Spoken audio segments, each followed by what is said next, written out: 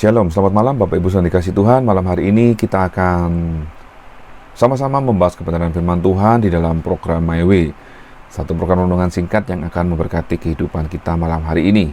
Dan hari ini saya akan membahas sebuah tema, yaitu tentang bermurah hati.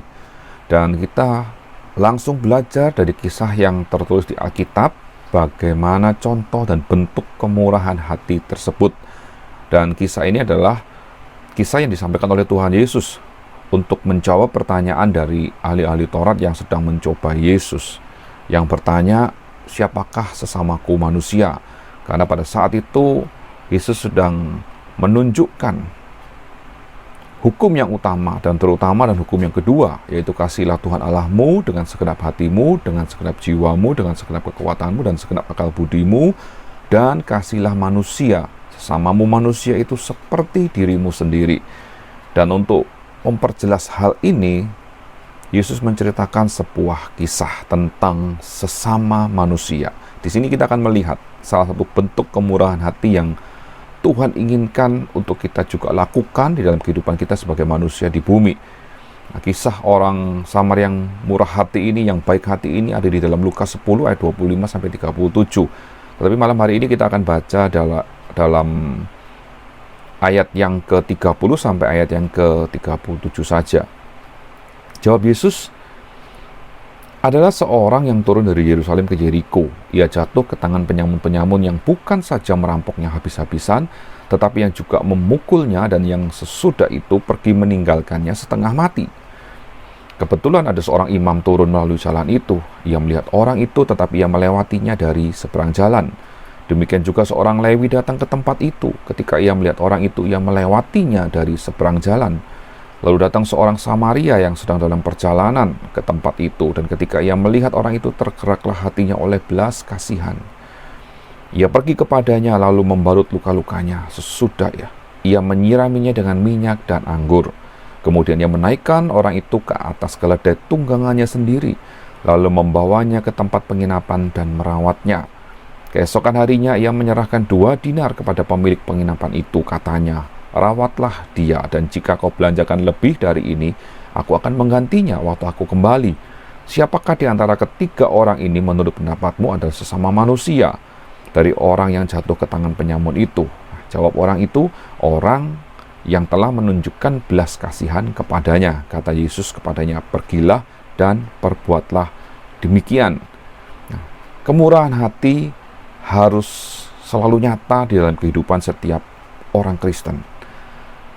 Karena ini adalah bentuk nyata dari kasih Allah yang terimplementasi keluar dari kehidupan kita yang sudah mendapatkan kasih karunia Allah, yang sudah mendapatkan berkat Allah, yang mengenal Allah bahwa Allah adalah kasih. Dan Allah lebih dahulu mengasihi kita. Sehingga sebagai bukti bahwa kita mengasihi Allah, mari kita belajar untuk mengasihi sesama. Bagaimana mungkin kita bisa mengasihi Allah yang tidak kelihatan kalau kita tidak bisa mengasihi sesama kita? Nah, siapakah sesama kita? Di dalam kisah yang tertulis dalam yang sudah kita baca tadi, diceritakan bagaimana ada seorang yang sedang mengalami penderitaan. Seorang yang sedang dirampok habis-habisan, dipukuli sampai hampir mati. Tentu kalau kita melihat situasi kondisi orang yang sedang dirampok dan dalam kondisi seperti itu, kita akan sangat prihatin sekali, karena pasti kondisinya parah dan jelas dia membutuhkan pertolongan. Lalu apa yang terjadi? Memang di dalam kisah yang kita dengar tadi, ada beberapa kelompok atau golongan orang yang tidak peduli. Tetapi Tuhan mau nyatakan bahwa ada seorang Samaria yang memiliki belas kasihan. Jadi bagaimana kita bisa bermurah hati? Selain daripada kita harus memiliki rasa belas kasih. Nah, perasaan belas kasihan inilah yang merupakan perwujudan kasih Allah dalam diri kita yang kita nyatakan bagi sesama kita. Dan pada saat kita belajar untuk mengasihi sesama, maka ada beberapa poin yang harus terjadi dalam hidup kita supaya kita bisa memiliki belas kasihan, supaya kita bisa mewujudkan kasih Allah, supaya kita bisa menjadi orang yang murah hati. Nah, apa saja poin-poin tersebut? Yang pertama, Murah hati ini tidak dibatasi oleh suku, bangsa, ras, agama, atau yang sering kita dengar dengan sebutan SARA. Kalau kita sudah dibatasi oleh suku, atau bangsa, atau ras, atau agama, kemurahan hati ini tidak akan tampak, sekalipun kita adalah orang Kristen yang percaya Tuhan. Lalu murah hati ini tidak juga dibatasi oleh jabatan, kedudukan, atau pangkat apapun yang kita miliki. Semua itu tidak menjamin orang bisa menjadi orang yang bermurah hati. Oleh karena itu, kemurahan hati itu tidak bisa dibatasi oleh jabatan, kedudukan, ataupun pangkat yang tinggi. Ya. Lalu murah hati juga tidak pernah dibatasi oleh kekayaan atau harta yang kita miliki. Kita tidak bisa berkata bahwa nanti kalau Tuhan sudah berkati saya memiliki uang yang cukup, harta yang cukup, saya akan membantu orang-orang yang perlu dibantu, membantu orang-orang yang perlu ditolong. Kita tidak bisa seperti itu. Kemurahan hati itu tidak bisa dibatasi oleh berapa besar jumlah kekayaan yang kita miliki. Lalu, murah hati ini juga tidak bisa dibatasi oleh tingkat kerohanian seseorang. Maksud saya begini, mungkin Bapak Ibu Saudara melihat ada seseorang Kristen yang aktif dalam pelayanan, tetapi tidak tampak kasihnya, tidak tampak kemurahan hatinya. Bisa saja dia menjadi orang Kristen yang sudah lama menjadi orang Kristen, bertahun-tahun atau berpuluh-puluh tahun menjadi orang Kristen, mengerti kebenaran firman Tuhan, tetapi tidak memiliki sikap murah hati. Ya, murah hati tidak dibatasi oleh berapa lama Anda menjadi orang Kristen. Murah hati itu hanya dibatasi oleh kerelaan hatimu.